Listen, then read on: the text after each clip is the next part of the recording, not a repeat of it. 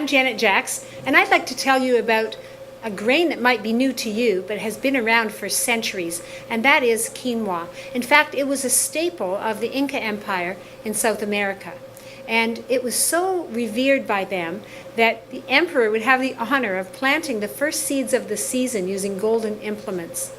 It was considered by them to be the mother of all grain, and it was very important to their culture. However, when the Spanish conquerors came, they suppressed the growing of quinoa. They didn't see its value at all. And in fact, they sometimes forbid the Incas from growing it and forced them to grow wheat instead. Quinoa comes in different varieties. We see here white quinoa, red quinoa, and a mixture with red, white, and black quinoa. All of them can be cooked the same, and just like we have yellow beans and green beans, they're very similar, and yet they have a different color.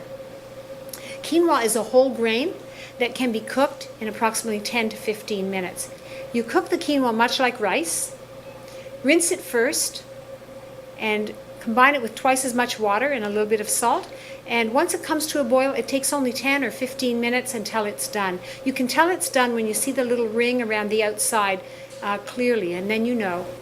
Just turn it off and let it stand for a minute or two, and then you can fluff it up with a fork. People love the light, fluffy texture of quinoa and also its versatility. You can use it any way you would use rice. So you could use it, for example, to make crunchy quinoa salad like we see here.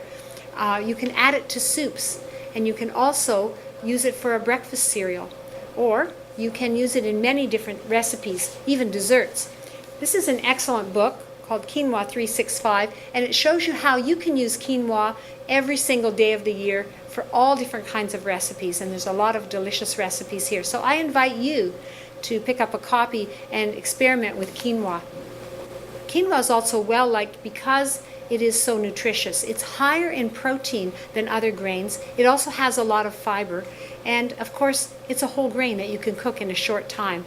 And I love making stuffing with it at Christmas time or Easter, or even for stuffing a chicken. You can use the quinoa just like you would use breadcrumbs, and then you can add all of the seasonings that you would add to your stuffing.